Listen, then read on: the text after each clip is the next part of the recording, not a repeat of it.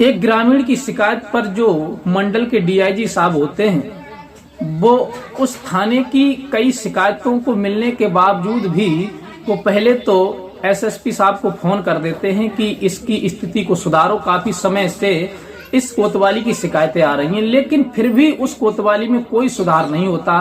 तब डीआईजी खुद निर्णय लेते हैं कि आखिर मैं इन्हें रंगे हाथों कैसे पकड़ूं, क्योंकि मेरे फोन करने के बाद भी ये लोग मेरी बात को हल्के में ले रहे हैं और कोई इनके अंदर सुधार परिवर्तन नहीं आ रहा है।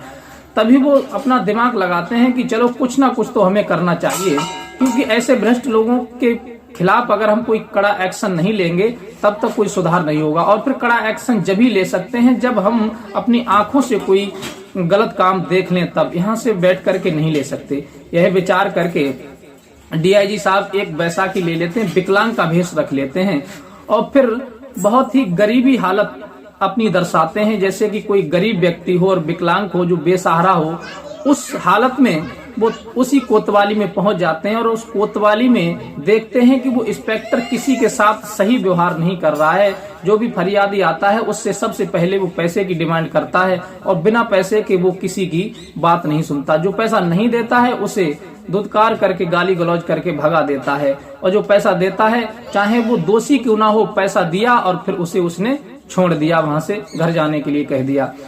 ये स्थिति जब वहां वो देखते हैं और देखने के बाद में वो फिर उस इंस्पेक्टर से डीआईजी साहब जो पागल के भेष में थे विकलांग, वो कुछ सवाल जवाब करते हैं। इसी सवाल जवाब को सुन करके वो इंस्पेक्टर भड़क जाता है और डीआईजी के साथ बदतमीजी करने लगता है। बदतमीजी जब करता है तो डीआईजी साहब फिर क्रोध में आ जाते हैं। फिर वो उन सबको ऐसा सबक सिखाते हैं कि फिर तो वो पैर पकड़ते हैं, रोते हैं, गिड़गिड़ाते हैं, लेकिन फिर उन्हें कोई भी माफी का चांस नहीं दिया जाता है। आखिर फिर डीआईजी साहब ने उनके साथ क्या किया था और फिर वो कौन सी ऐसी फरियाद थी जिसके कारण डीआईजी साहब स्वयं एक भिखारी का भेष रख करके विकलांग बनकर के उस कोतवाली में पहुंचे थे।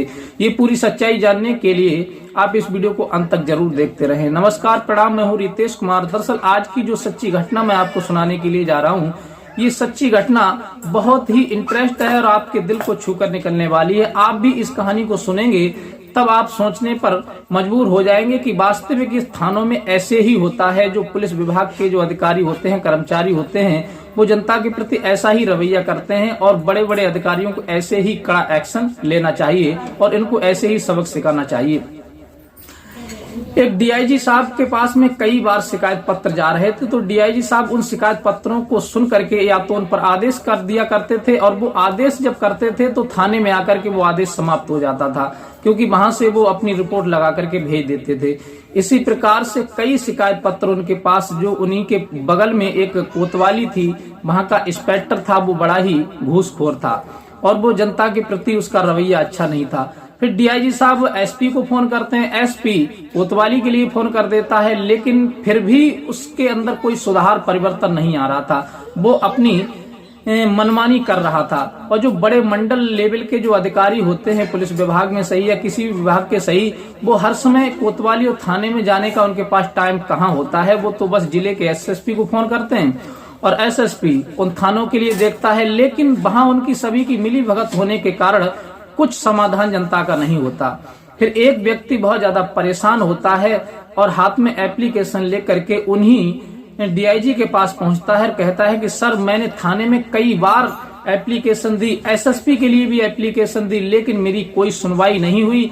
गांव के जो मेरे पड़ोसी लोग हैं वो मेरी जमीन पर जबरदस्ती कब्जा कर रहे हैं और मुझे वहां से हटा रहे हैं। अब बताओ, मेरे छोटे छोटे बच्चे हैं, मैं इन्हें लेकर के कहाँ जाऊं। थाने में जाते हैं तो वो लोग घूसखोरी कर देते हैं और फिर पुलिस हम ही को डांट करके भगा देती है, उनके खिलाफ कोई कड़ा एक्शन नहीं लेती। ये सुनकर के डीआईजी साहब को बड़ा अजीब महसूस होता है कि इतनी छोटी सी बात के लिए पुलिस इतना परेशान ग्रामीणों को कर रही है। तभी वो कहते हैं कि ठीक है, तुम मेरे साथ चलना और फिर किसी को ये मत बताना कि मैं कौन हूँ। तब डीआईजी साहब सोचते हैं कि आखिर मैं उन लोगों को रंगे हाथे आखिर पकड़ूं तो पकड़ूं कैसे। अगर मैं यहाँ से चलूंगा तो फिर मेरी सूचना पूरे जिले में सबसे पहले पहुंच जाएगी और फिर सभी सतर्क हो जाएंगे। फिर मेरे सामने तो किसी की औकात ही नहीं है जो कोई गलत काम कर सके। मुझे किसी गुप्त रूप से ऐसे घूसखोरों की जानकारी लेनी चाहिए और फिर इन पर कड़ा एक्शन करना चाहिए। उसी समय डीआईजी एक बैसाखी ले लेते हैं और विकलांग बन जाते हैं और फिर पुराने कपड़े पहन लेते हैं, जैसे कि कोई बहुत ही ज्यादा गरीब व्यक्ति परेशानी का मारा हो। इस हिसाब के वो कपड़े पहनते हैं और कपड़े पहनने के बाद उसी ग्रामीण को अपने साथ लेकर के और उसी कोतवाली में पहुंच जाते हैं। और कोतवाली में जाते हैं तब उस इंस्पेक्टर से जाकर के कहते हैं, जो सामने चेयर पर बैठा हुआ था, कि साहब हमारे ये बड़े भाई हैं और इनकी जमीन पर लोग जबरदस्ती, ग्रामीण लोग जो गांव के हैं, मोहल्ला पड़ोस के, वो कब्जा कर रहे हैं और ये छोटे छोटे बच्चे हैं, इनके ये किसी से लड़ने झगड़ने की स्थिति में नहीं है और इनके पास इतना पैसा भी नहीं है जो कि ये लड़ाई झगड़े में पैसा खर्च कर सकें। आपके यहाँ पर भी कई बार शिकायत पत्र दे चुके हैं लेकिन कोई सुनवाई नहीं होती। ये सुनकर के वो इंस्पेक्टर वहां का होता है, वो भड़क जाता है, कहता है कि तो इसका मतलब ये है कि अभी तक पुलिस ने कार्रवाई नहीं की, अब तू सिफारिश में आया है तो हम इसके खिलाफ कार्रवाई करेंगे और इसकी मदद करेंगे। तू कौन है? कोई नेता है या फिर कोई अधिकारी है जो तू हमें बताने के लिए आया है कि पुलिस को शिकायत पत्र देने की कार्रवाई नहीं हुई? चल भाग यहाँ से, नहीं तो अभी तुझमें इतनी मार लगाएंगे कि तू यहाँ दिखाई नहीं देगा। डीआईजी साहब इन बातों को सुनकर के गुस्सा तो बहुत आता है उनके अंदर, लेकिन कहते हैं कि जो व्यक्ति शांति से बात को सुनता है उसी के समझ में कुछ आता है और जो इंसान आपे को खो बैठता है वो कुछ प्राप्त नहीं कर पाता। अब डीआईजी साहब इतने बड़े अधिकारी होते हुए भी उस कुछ पाने के लिए, कुछ जानकारी के लिए वो इंस्पेक्टर की ऐसी बातों को सुन रहे थे। तभी वो कहते हैं, डीआईजी साहब जो विकलांग के भेष में थे, कि साहब हम आपके पास तो इसीलिए आए हैं क्योंकि हमारी समस्या का समाधान किया जाए और आप हमारे साथ ऐसा व्यवहार करेंगे, ऐसी बदतमीजी देंगे तो फिर कैसे काम चलेगा। वो कहता है कि हम तेरे क्या गुलाम हैं या फिर नौकर हैं? पैसे निकाल और काम करा, यहाँ पर हम अपने घर से फ्री नहीं है। तब वो कहते हैं कि साहब आपको तो तनख्वाह मिलती है, आपके लिए सरकार ने नौकरी पे इसीलिए रखा है कि गरीबों की मदद करें। तब वो कहते हैं कि इसका मतलब तू हमें तनख्वाह देता है और तू हमें बताएगा कि हम किसकी मदद करेंगे, किसी की नहीं करेंगे। यह सुनकर के वो एकदम से हड़बड़ा जाता है और डीआईजी साहब को मारने के लिए दौड़ता है।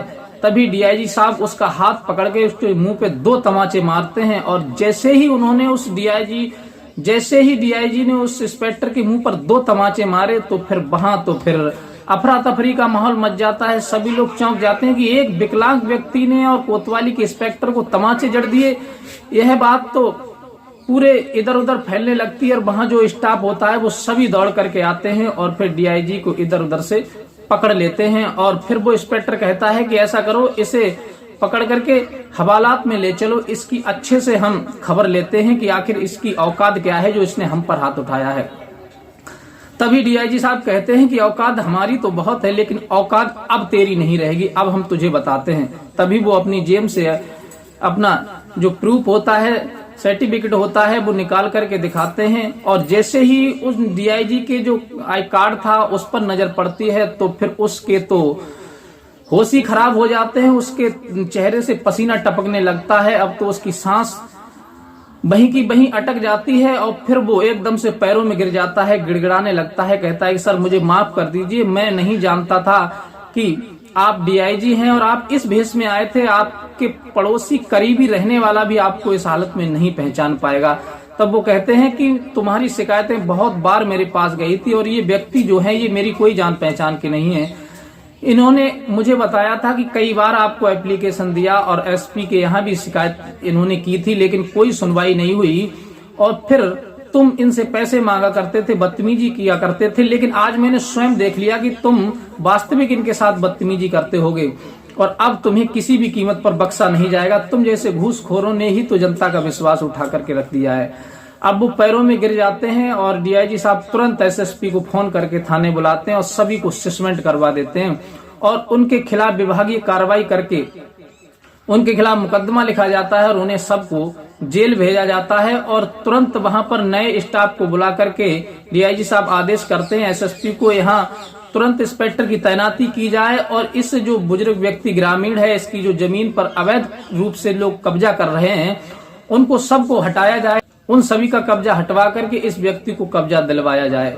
यह तुरंत एसएसपी भी डीआईजी के सामने नाचने लगते हैं और इशारे पर काम करने लगते हैं। फिर तो वहां का माहौल ऐसा हो जाता है कि फिर तो कोई भी फरियादी आता है वो जैसे ही एप्लीकेशन देता है तुरंत हाथों हाथ समाधान होता है, नहीं होता है तो फिर उसे वो तुरंत कोर्ट में भेज देते हैं। किसी की इतनी औकात या हिम्मत नहीं पड़ रही थी कि अब इसके बाद कोई किसी से एक पैसा भी मांग ले या किसी से कोई बदतमीजी भी करे।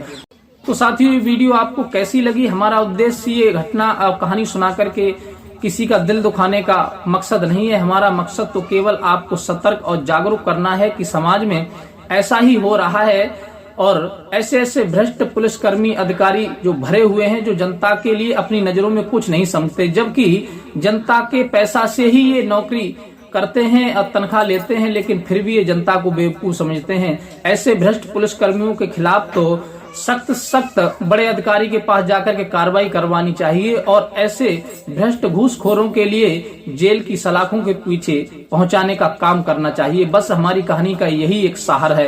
अगर वीडियो आपको अच्छी लगी हो तो प्लीज हमारे चैनल को लाइक सब्सक्राइब कीजिए और मिलते हैं इसी प्रकार की कोई नेक्स्ट घटना के साथ। तब तक के लिए दीजिए इजाजत। मिलते हैं अगले एपिसोड में। तब तक के लिए नमस्कार।